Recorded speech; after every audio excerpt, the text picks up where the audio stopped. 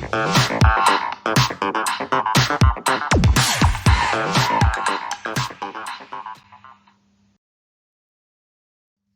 Everyone, welcome back to my channel medico ma'am.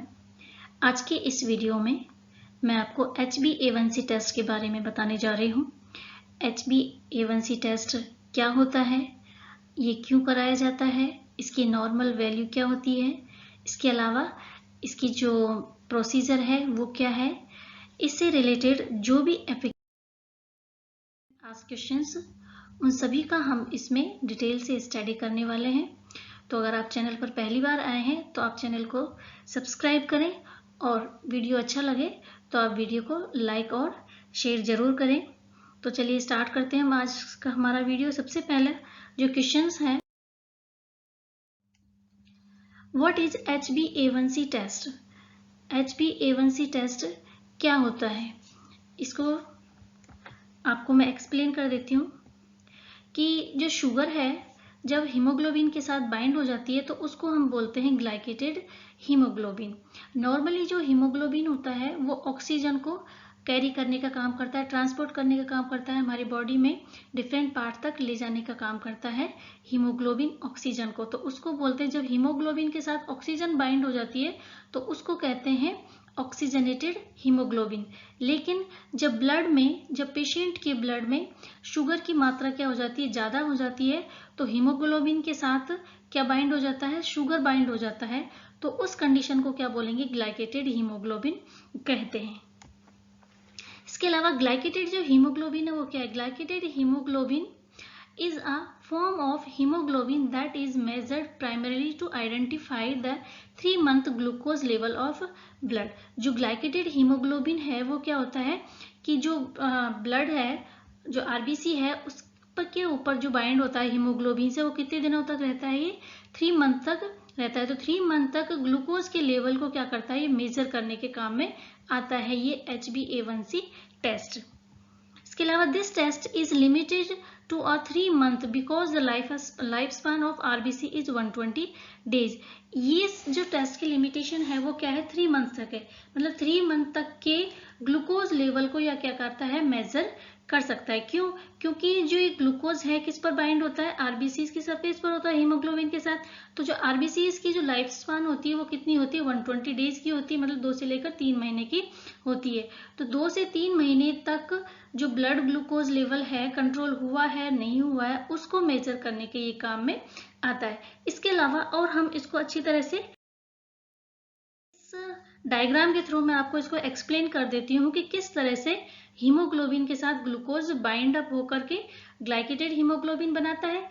इसके अलावा जब ब्लड में ग्लूकोज की मात्रा ज्यादा बढ़ जाती है तो उस टाइम में जो कंट्रोल की स्थिति होती है डायबिटीज की और अनकंट्रोल की जो स्थिति होती है वो कौन कौन सी होती है, किस तरह से होती है। जैसे फॉर एग्जाम्पल ये जो फिगर इमेज है, मैंने क्या लिया है, इसमें हीमोग्लोबिन लिया है, इसको हीमोग्लोबिन मान सकते हैं। और ये जो सर्किल है ये क्या है, ग्लूकोज है। जब ग्लूकोज हीमोग्लोबिन के साथ क्या हो जाएगा, बाइंड हो जाएगा, तो क्या बना देगा, ग्लाइकेटेड हीमोग्लोबिन बन जाएगा इस तरह से। लेकिन क्या होता है, जब कंट्रोल डायबिटीज होता है तो उस टाइम क्या होता है, ये आपको हीमोग्लोबिन दिख रहे हैं सारे, और हीमोग्लोबिन जाता है और क्या है, इसमें ग्लूकोज क्या है, कम अटैच हो रहा है, कम स्टिक हो रहा है हीमोग्लोबिन से। तो ये कौन सी कंडीशन हो गई, कंट्रोल डायबिटीज की कंडीशन हो जाती है। लेकिन इस स्थिति में आपको क्या दिख रहा है कि हीमोग्लोबिन के साथ ग्लूकोज क्या है, ज्यादा अटैच हो रहा है। तो जब ऐसी कंडीशन हो जाती है तो उसको क्या बोलते हैं, अनकंट्रोल्ड डायबिटीज कहा जाता है।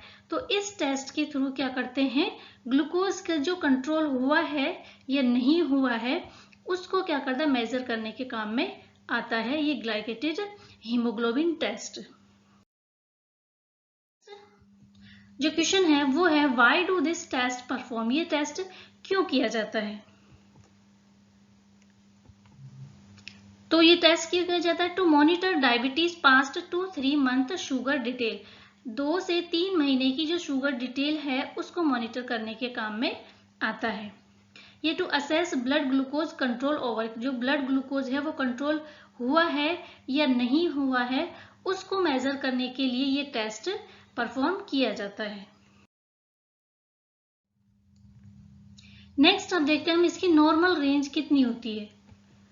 अगर नॉर्मल रेंज की हम बात करें इसकी, तो नॉर्मल रेंज इसकी होती है 5 से लेकर के 5.7% है। इसको परसेंटेज में लेते हैं, क्यों? क्योंकि जो हीमोग्लोबिन है उसको हम किस में लेते हैं? परसेंटेज में लेते हैं। तो हीमोग्लोबिन के ऊपर ग्लूकोज जितना स्टिक होता है वो उसकी क्या होती है? परसेंटेज होती है। तो अगर जो ग्लूकोज है 5.7% इसमें स्टिक हुआ है तो वो क्या है? उसकी नॉर्मल रेंज आती है HbA1c टेस्ट की। लेकिन अगर ये ही वैल्यू कितनी हो जाती है? 5.7 से लेकर के 6.4% हो जाती है, तो ये कौन सी कंडीशन हो जाती है? प्री डायबिटिक कंडीशन हो जाती है। मतलब उसको डायबिटीज तो नहीं हुआ, लेकिन डायबिटीज के होने से पहले की जो स्थिति है वो हो जाती है। अगर इसकी वैल्यू कितनी बढ़ जाती है? 5.7 से लेकर के और 6.4 के बीच में होती है तो प्री डायबिटिक कंडीशन होती है। डायबिटिक में क्या हो जाएगा? 6.5 से अगर ज्यादा वैल्यू आ रही है तो क्या है कंडीशन? डायबिटीज की कंडीशन में आ जाता है। इसके अलावा और हम ये देख सकते हैं, ये जो वैल्यू है वो क्या है? लो वैल्यू है। 4.8 है तो वो क्या है? उसकी लो वैल्यू आ जाती है HbA1c की। अब ये भी हम देखेंगे कि अगर HbA1c लो कंडीशन में है तो उसमें कौन कौन सी प्रॉब्लम हो सकती है, और हाई अगर है तो उसमें कौन कौन सी प्रॉब्लम्स क्रिएट हो सकती है, वो भी मैं आपको इसी वीडियो में बताने वाली हूँ। तो नॉर्मल जो है इसकी रेंज वो कितनी है? 4.9 से लेकर 5.6 तक कह सकते हैं हम इसको। प्री डायबिटिक में 5.7 से 6.4 तक है, और अगर 6.5 से ज्यादा है तो क्या है? डायबिटिक कंडीशन में आ जाता है। ठीक है, तो ये इसके क्या है? हमने नॉर्मल रेंज और प्री डायबिटिक और डायबिटिक की कौन कौन सी ये थी वो मैंने आपको बताई है इसमें। अब इसमें कौन कर रहा है? Who need HbA1c test? किसको जरूरत पड़ती है HbA1c टेस्ट को कराने की? तो HbA1c टेस्ट को जिसका ओवरवेट है उसको कराने के लिए डॉक्टर क्या सजेस्ट करता है कि उसको HbA1c टेस्ट करवाना चाहिए।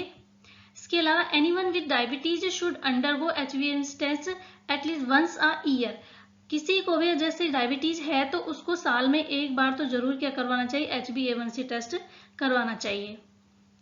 और या फिर जो प्लानिंग टू गेट प्रेग्नेंट, जो प्रेग्नेंट होने की प्लानिंग कर रहे हैं तो उसको भी क्या करवाना चाहिए? HbA1c टेस्ट करवाना चाहिए। डायबिटीज मेडिकेशन चेंज रिसेंटली, अगर उसी ने हाल ही में अपनी जो डायबिटीज की जो मेडिसिन चल रही है उसमें चेंजेस दिया है, डॉक्टर ने चेंज किया है, तो उनको भी क्या जरूरत होती है? HbA1c टेस्ट कराने की जरूरत पड़ती है। इसके अलावा बिफोर सर्जरी, अगर किसी को सर्जरी के लिए सजेस्ट होता है, सर्जरी करवानी होती है, तो सर्जरी करवाने से पहले भी HbA1c टेस्ट करवाया जाता है। इसके अलावा कुछ और कंडीशंस भी हैं जिसमें HbA1c टेस्ट परफॉर्म करवाया जाता है। वो है हाई BP है, हार्ट डिजीज है, स्ट्रोक है, या PCOS है। ठीक है, PCOS मतलब पॉलीसिस्टिक ओवेरियन सिंड्रोम। उसमें भी डॉक्टर किसकी सलाह देते हैं? आपको HbA1c टेस्ट करवाने की सलाह दी जाती है। अब है causes of high and low HbA1c। इसके क्या क्या कॉजेज हो सकते हैं? तो हाई अगर है तो उसके क्या? हीमोलाइसिस हो सकता है, सर्टेन हीमोग्लोबिन पैथोजेनेसिस हो सकता है, रिसेंट ब्लड ट्रांसफ्यूजन हुआ है तो उस कंडीशन में भी क्या हो सकता है? HbA1c लो हो सकता है, अक्यूट ब्लड लॉस होने पर भी हो सकता है, और हाइपर ट्राइग्लिसरीमिया है उसमें भी हो सकता है, ड्रग्स, क्रोनिक लीवर डिजीज है, इन कंडीशंस में क्या हो सकता है? HbA1c कम हो जाता है। और हाई किस कंडीशन में होगा? आयरन डेफिशिएंसी है, उसको विटामिन B12 की कमी है, एल्कोहलिज्म है, यूरेमिया की कंडीशन है, या फिर हाइपोबिलोरुबिनिया है, या फिर कोई ड्रग्स वगैरह उसने ली है। ठीक है, तो उस कंडीशन में भी क्या हो सकता है? ये हाई HbA1c टेस्ट आता है। तो ये कुछ कंडीशंस हैं जिसके कारण क्या होते हैं? इसमें लो HbA1c और हाई HbA1c हो जाता है, ये कारण है इसके। ठीक है, ना अब नेक्स्ट जो क्वेश्चन है वो है हाउ डज परफॉर्म इट। इसको कैसे करवाते हैं? इसकी क्या प्रोसीजर है? किस तरह इसको करवाया जाता है HbA1c? तो इस टेस्ट को कराने के लिए जो रिक्वायरमेंट की जरूरत होती है, किस किस चीज की जरूरत होती है? एक तो सैंपल की जरूरत होती है, EDTA वाइल में इसका सैंपल लिया जाता है। इसके अलावा रिएजेंट्स की जरूरत होती है और एनालाइजर की जरूरत होती है। आजकल के ऑटो एनालाइजर है, इसमें ही क्या करते हैं? इसको टेस्ट को सैंपल लेकर के और लैब में भिजवाया जाता है, और वहां पर एनालाइजर में सैंपल रन करके और फिर उसमें क्या रीडिंग, इसका मेजरमेंट लिया जाता है कि कितना इसमें परसेंटेज आ रहा है या कितनी इसकी वैल्यू आ रही है। तो ये कुछ इसके रिक्वायरमेंट है। अब हम देख लेते हैं इसका जो प्रोसीजर है वो किस तरह से इसको किया जाता है। ये एक ऐसा टेस्ट है जिसमें किसी भी प्रकार का कोई पेन नहीं होता है। हल्का सा, जैसे अगर ब्लड सैंपल लिया जाता है तो उस कंडीशन में जैसे ब्लड सैंपल लेते हैं उतना हल्का सा प्रिक करने पर जितना दर्द होता है उतना ही इसमें दर्द होता है। इसके अलावा और हम देख लेते हैं इसमें प्रोसीजर में क्या क्या है। Take blood sample from vein. Vein से क्या लेते हैं, जैसे सैंपल कलेक्शन करते हैं जैसा कि आपको फिगर में दिख रहा है, ठीक है।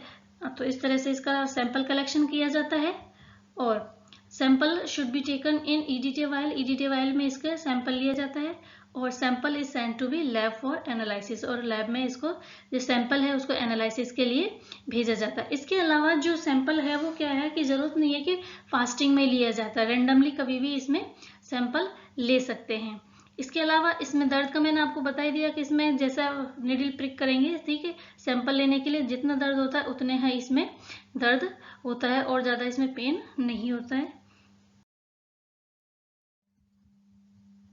ना। अब कुछ इसके इंडिकेशंस भी हैं कि किस किस कंडीशंस में इसमें नहीं करवाते हैं या फिर इसमें एरर आने के चांसेस रहते हैं, तो किसके लिए ये यूजफुल है या नहीं है।